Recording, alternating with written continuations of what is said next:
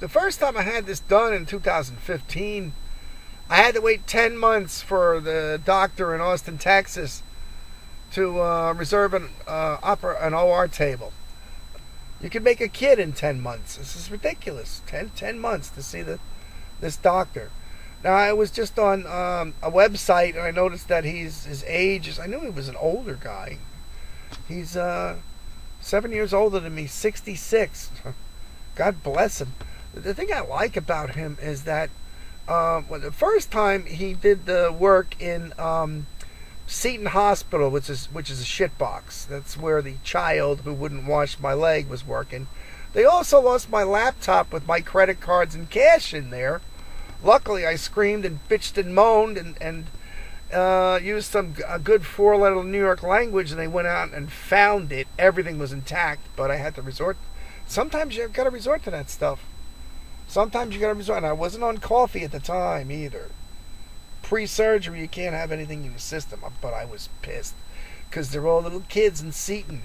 I understand why the TPS ratings of these hospitals, why some of them are lower, like Integris up here or Seton down there. Kidlings, little kidlings. That's where they start out after school, and you suffer for it.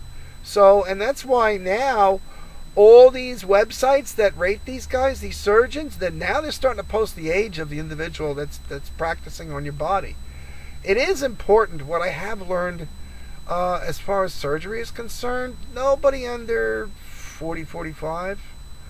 Now, my doc, 66, he's thin, svelte, he's got a good sense of humor.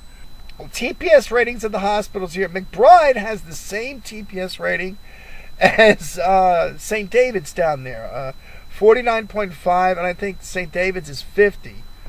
The doctors that I found here, the surgeons that specialize, I spoke to his nurse. Oh, revisions are our forte.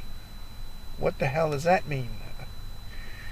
I'm going to call her again and ask how many that they do. All the reviews I found, there's one, healthgrades.com, there's one negative review. And I haven't read it yet because it's like 10 something, 6 pages worth of reviews. There's only one negative one. And the guy up here, the latest one, the guy's name is Takash. He operates at a Great Plains Hospital, which is the one that gave me the back trim and almost killed me. Or I thought I was going to die anyway. And another place called St. Anthony's or something, which has got a TPS rating of 32. Most of the hospitals here in Oklahoma, what a shitty state this is, are 32 or less. And it's evident to me, based on driving around town and looking at people's yards and their lack of style and imagination and the lack of any kind of a live music venue here, that these people have no... there's no creativity here. Now, this guy designs his own implants. He's engineered and designed his own knee replacements. And then she says to me, oh, yeah, he does Stryker. There's just one problem. He's operating in a TPS 32 hospital instead of a 50. And Dr. Dr. SC, excuse me, knows his own hardware and is using a TPS 50 hospital. So I'm better off going back to the original guy. The problem is the scheduling and the time frame. And, you know, one thing you can't buy in life is more time. You know, I can always play around with the market, which is going to be stale for the next 4 years, it seems. I'm going to have to find a new hobby. I can always find more money if I need it, but I can't find more time in life. And to wait for this man for 10 months and at the age of 66, if this ever happens again, I'm going to have to find somebody else to take over the reins if this happens again. The other thing I don't know is the bone density and quality of my bones to be accepting another one, because his PA already said debridement, which already means they want to avoid replacing hardware. I agree with that. Because I'm not a, you know, I got baby veins, which would imply that my bones aren't that large either, or what a density, or whatever you want to call it. My calcium levels are good according to the Quest Diagnostics CBC test, but I don't know if I'm qualified for another hardware replacement, because as I understand it, maybe I'm wrong, but they have to open up that hole in those bones a little bit to receive a new insert sleeve.